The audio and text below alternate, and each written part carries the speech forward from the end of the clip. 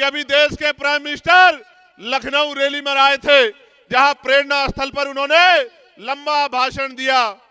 प्रेरणा स्थल पर खड़े होके और महाराजा बिजली पासी का नाम 10 बार लेने का काम किया अपने भाषण में। कितनी बार? 10 बार लेने का काम किया। लेकिन सम्मानित साथियों, क्रांतिकारी जय भीम। आज हम वही वीडियो लेकर आए हैं जो आप जिस वीडियो का इंतजार कर रहे थे। आप बार बार सोशल मीडिया पर वीडियो ढूंढ रहे थे कि हरदोई जिले में चंद्रशेखर ने 29 दिसंबर में पहुंचते ही क्या प्रेरणा स्थल के बारे में क्या कुछ कहा। आप वह वीडियो ढूंढ रहे थे, तो उसी वीडियो को हम लेकर आए हैं। तो उन्होंने बताया कि जो कि 3 मूर्तियों का निर्माण हुआ। प्राइम मिनिस्टर जो कि देश के सरकार चलाने वाले प्राइम मिनिस्टर आए लखनऊ पार्क प्रेरणा स्थल में।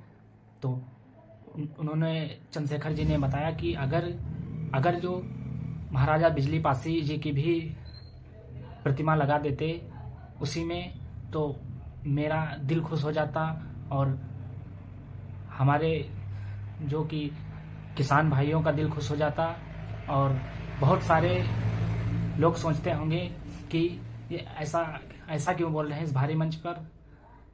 तो वो ऐसा इसलिए बोल रहे हैं कि जो कि गरीबों के लिए और किसान भाइयों के लिए वे एक प्रकार से भगवान हैं। तो इसी की वीडियो हम लेकर आए हैं। तो चलिए वीडियो को शुरू करते हैं। शुरू करने से पहले आपसे रिक्वेस्ट है, चैनल सब्सक्राइब नहीं किया है तो सब्सक्राइब कर लें ताकि ऐसी भी नोटिफिकेशन आपको मिलते रहें। चलिए वीडियो को शुरू करते हैं। लेकिन आपको शायद ये नहीं पता है कि जो प्रेरणा स्थल बनाया उसमें महाराजा बिजली पासी की अगर एक शानदार मूर्ति भी लगा देते तो हमारे दिल में भी ठंडक पड़ जाती।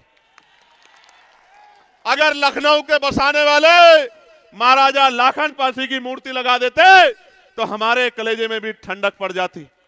अगर मां उदा देव पासी की मूर्ति लगा देते, मदारी पासी की मूर्ति लगा देते, किसानों के मसीहा कहे जाने वाले, किसानों की आवाज बनने वाले उन हमारे महापुरुषों की मूर्तियां लगा देते तो शायद हमें ठंडक पड़ जाती। लेकिन हमारा पेट तो सिर्फ बातों में भरा जा रहा है। और ये आज से नहीं हो रहा है मेरे लोगों, ये आजादी से पहले भी और आजादी के आज बाद भी लंबे समय से बातों से पेट भरा जा रहा है। प्यारे साथियों, आप जाकर देखो गांव देहात में आज भी अगर मकान पक्का बन गया है तो प्लास्टर मेरे लोग नहीं करा पाए। ये वो लोग हैं जो राजा महाराजाओं की, जो शासकों की संतानें हैं और आज इस आजाद भारत में गुलामी का जीवन जीने के लिए मजबूर हो रखी है, क्योंकि राजकाज में इनकी हिस्सेदारी नहीं। प्यारे साथियों, जब 12वीं शताब्दी में आपका झंडा डंडा इतना बुलंद था तो आज आप इस देश में राजकाज जाने के बाद जुल्म जाति के शिकार इस देश में हो रहे हो। हम लोग उत्तर प्रदेश में हैं और उत्तर प्रदेश में किस तरह का अन्याय कमजोर वर्गों के लोगों को सहना पड़ रहा है, आपसे छिपा हुआ नहीं। आज यहाँ बहुजन समाज का ये जो बड़ा सा जन समूह इकट्ठा हुआ है, ये दलित, पिछड़े, मुसलमान, आदिवासी, जैन, बौद्ध, ईसाई, अल्पसंख्यक समाज के लोग, ईसाई समाज के लोग बड़े पैमाने पे इकट्ठा हुए। सबके मन में चाहत है कि गुलामी के दिन खत्म होने चाहिए। मैं एक बात आपको बताना चाहता हूं, इस देश में कौन हमारा अपना है, कौन पराया है, किसने हमें क्या दिया है और किसकी वजह से हमें गुलामियों की बेड़ियां सहनी पड़ी है, जब तक मेरा नौजवान नहीं जानेगा तब तक बात आगे नहीं बढ़ेगी। आप याद करो, और मैं जो बात कह रहा हूं आप इसको चेक कर लेना। मैंने पार्लियामेंट में बात कही थी कि हमें जो भी अधिकार मिले हैं वो मांगने से नहीं मिले मेरे लोगों। उन अधिकारों को हमारे महापुरुषों ने अपने 4-4 बच्चों का बलिदान देके छीनने का काम किया, लड़ के लेने का काम किया। मैं इसका एक उदाहरण बताता हूं, बाकी उदाहरण आपको किताबों में पढ़ने हैं। मैं आपके याद दिला देना चाहता हूं कि जब भारत गुलाम था तो गुलाम भारत में 1919 से पहले 3% लोग वोट करते थे। कितने परसेंट लोग? जोर से बताओ, जोर से बताओ। 3% लोग। फिर माउंटेंगो चैन फोर्ट समिति बनी, उसने कुछ सुधार करने की बात कही, सुधार भी हुए और 3% से बढ़ के 15% लोगों को वोट देने का अधिकार मिल गया। गौर से सुनना, पहले 3% लोग वोट करते थे, फिर 15% हो गए। 3 के बाद जो सुधार हुआ, उस सुधार में यह तय हुआ कि जिनके पास बहुत धन है उनको भी वोट का अधिकार मिलना चाहिए, जिनके पास जमीनें हैं, जमींदार हैं, उनको भी वोट का अधिकार मिलना चाहिए, जिनके पास जो टैक्स पेयर हैं, व्यापारी हैं, बिजनेसमैन हैं, उनको भी वोट का अधिकार मिलना चाहिए, जो बहुत पढ़े लिखे हैं उनको भी वोट का अधिकार मिलना चाहिए, और जो राजा महाराजाओं के परिवार से आते हैं उनकी पीढ़ियों को भी वोट का अधिकार मिलना चाहिए। 3% से बढ़कर 15% हो गए। 15% लोगों में आपको जानना चाहिए, एक भी दलित, पिछड़ा, आदिवासी और कमजोर वर्ग, गरीब समाज का व्यक्ति नहीं था। मैं बताना चाहता हूं, मीडिया के लोग मुझे सुन रहे हैं, हालांकि दिखाना तो आपको वही है जो आप दिखाना चाहते हैं। मैं कोई ऐसी बात कह दूंगा तो आप कहेंगे चंद्रशेखर ने ऐसी बात कह दी, मगर मैं आज कहूंगा तो जरूर आप सुन लेना और सुना देना। मैं आपको बताना चाहता हूं, मैं इतिहास की बात कर रहा हूं, मैं इतिहास का स्टूडेंट हूं, मैं वकील हूं। 15% लोगों में देश को जानना चाहिए, एक भी दलित, पिछड़ा, आदिवासी नहीं था। कौन थे? सामान्य जाति के लोग। कौन थे? सामान्य जाति के लोग। कौन थे? सामान्य जाति के लोग। और सामान्य में भी जो गरीब सामान्य थे वो भी नहीं थे। कौन थे?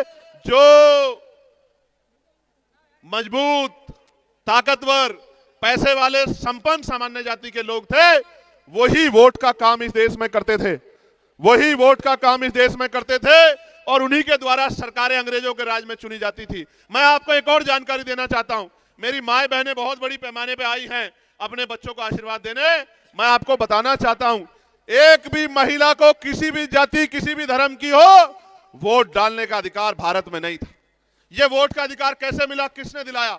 यह वोट का अधिकार 1919 के बाद बाबा साहब अंबेडकर ने बहिष्कृत हितकारिणी सभा बना के और मेमोरेंडम दिया, और उस मेमोरेंडम की जांच करने साइमन कमीशन आया, और साइमन कमीशन की रिपोर्ट के आधार पे गोलमेज कॉन्फ्रेंस हुआ, और उस गोलमेज कॉन्फ्रेंस में बाबा साहब अंबेडकर ने आपको, मुझे और मेरे जैसे करोड़ों लोगों को वोट का अधिकार दिलाने का काम किया, देश की हर महिला को वोट का अधिकार दिलाने का काम किया।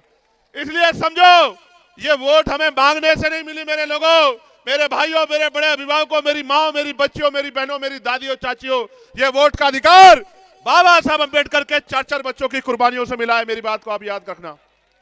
और आज एसआईआर के जरिए मुख्यमंत्री जी ने कहा 4 करोड़ वोट कट गए हैं, और अब जब एसआईआर का आंकड़ा आया तो 2 करोड़ 89 लाख लोगों को वोट कट गया, 2 करोड़ 89 लाख लोगों का वोट कट गया।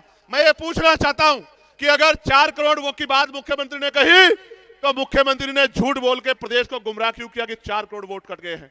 और अगर 4 करोड़ वोट कटे थे तो ये 1.25 करोड़ वोट किसके हैं जो बढ़ाए गए हैं चुपचाप पिछले दरवाजे से? इसका जवाब उत्तर प्रदेश की सरकार को देना चाहिए। प्यारे साथियों, ये वोट का अधिकार है तो आपकी गलियों में बड़े बड़े महले वाले, बड़ी बड़ी गाड़ियों वाले, बड़े हेलीकॉप्टर वाले, बड़े बड़े कुर्तों वाले, जिनको आपसे बदबू आती है तो वो आपके भी मोहल्लों में आ जाते हैं, आपकी गलियों में आ जाती हैं। जहां गाड़ियां नहीं जाती, जहां मोटरसाइकिल नहीं जाती, जहां कीचड़ है, जहां सड़क भी नहीं, जहां रेत है, गारा है, वहां जहां हमारे लोग पैर को ऊपर, पजामा ऊपर करके निकलते हैं, वहां भी लोग आते हैं चुनाव के समय, क्योंकि बाबा साहब अंबेडकर ने आपको वोट का अधिकार दिलाया। इसलिए वोट का अधिकार आपसे चला गया, कोई गरीबों की बस्ती में नहीं आएगा। मेरी बात को आप याद रखना। अभी बांग्लादेश में दीपू दास की पीट पीट के हत्या कर दी जला के। मीडिया के लोगों ने बड़ा हल्ला मचाया, मुझसे भी कई मीडिया के लोगों ने कहा, मैंने उस पर अपनी बात भी रखी। मेरा कलेजा छलनी होता है जब दीपू दास को वहां मारकर जलाया जाता, मेरा कलेजा छलनी होता है। लेकिन इस भारत के कोने कोने में जब हर जिले में किसी दीपू दास को रोज मारा जाता है तो भी मेरा कलेजा छलनी होता है। तब मीडिया का कलेजा छलनी नहीं होता, तब इन नकली नेताओं का कलेजा छलनी नहीं होता, तब भी मेरा कलेजा छलनी होता है। आप क्या जानो मेरे दर्द को? ये मीडिया के लोग, ये सरकार के लोग क्या जानेंगे मेरे दर्द को, जब राजस्थान में मटकी छूने पे इंद्र में एक बार। तो दोस्तों, जैसा कि संसद जी ने बताया कि पहले माताओं बहनों का, जो कि लेडीज लोगों का वोट देने का अधिकार नहीं था, हमारे बाबा साहेब डॉक्टर भीमराव अंबेडकर ने ये पूरा निर्णय लिया कि सबको बराबर अधिकार मिलना चाहिए, वोट डालने का भी इनको अधिकार मिलना चाहिए। उन्होंने 1919 को ये स्थापना दी कि अब महिलाओं को भी वोट डालने की आवश्यकता है और महिलाओं की भी पड़ेगी। तो दोस्तों, मैं कहना ये चाहता हूँ कि आप क्यों नहीं समझ पा रहे हो, आप समझ नहीं पा रहे हो, वोट अपनी बेकार करते हो, इधर उधर वोट डाल देते हो। आपकी ताकत आपकी वोट है, आप जिसे अच्छा समझो उसको वोट दो। आने वाले 2027 में आपको आज़ाद समाज पार्टी में वोट डालना होगा, और जब आप वोट डालोगे तो आपके अधिकारों को कोई छीन नहीं पाएगा, बराबर अधिकार मिलता रहेगा। चलते हैं अगली वीडियो में, तब तक के लिए गुड बाय।